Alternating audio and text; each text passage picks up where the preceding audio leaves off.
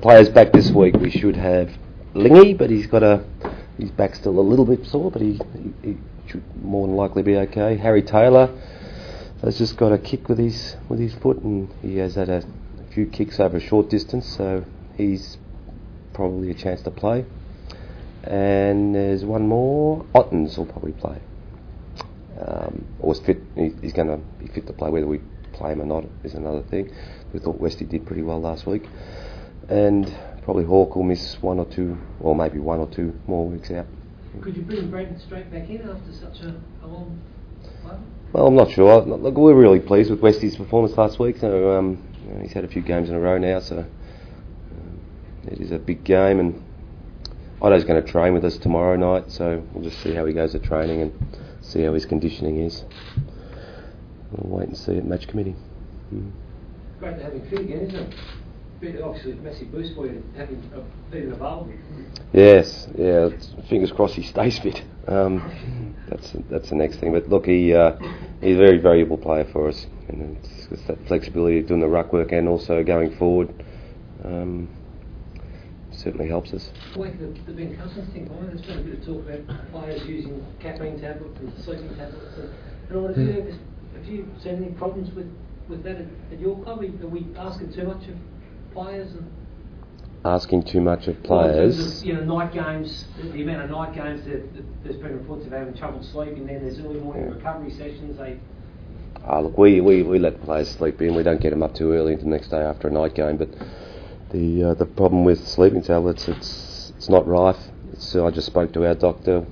Not many players take the caffeine tablets. Not many players take sleeping tablets. So it's probably an individual case. Yeah, and there's no problem. You don't see any problem with it here at Geelong? Certainly not. And our doctors, just went and checked to make sure before I came in here, because I thought I might have been asked that one. And there's a wider view of the whole comp. Certainly something you're discouraged by the sound. I think doctors would too, generally, but there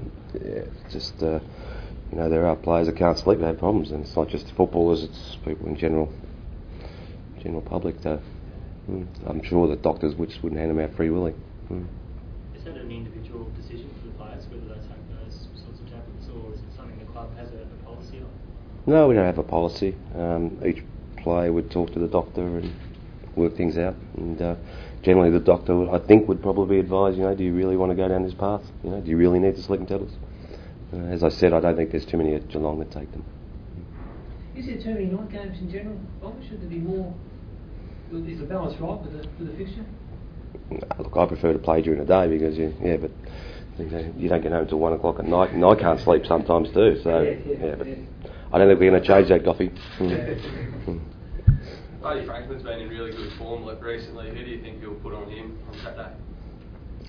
Look, it's a bit early to tell, but Lonergan's been in good form. Harry Taylor he's probably more likely to play than not to play, so he'd be a chance.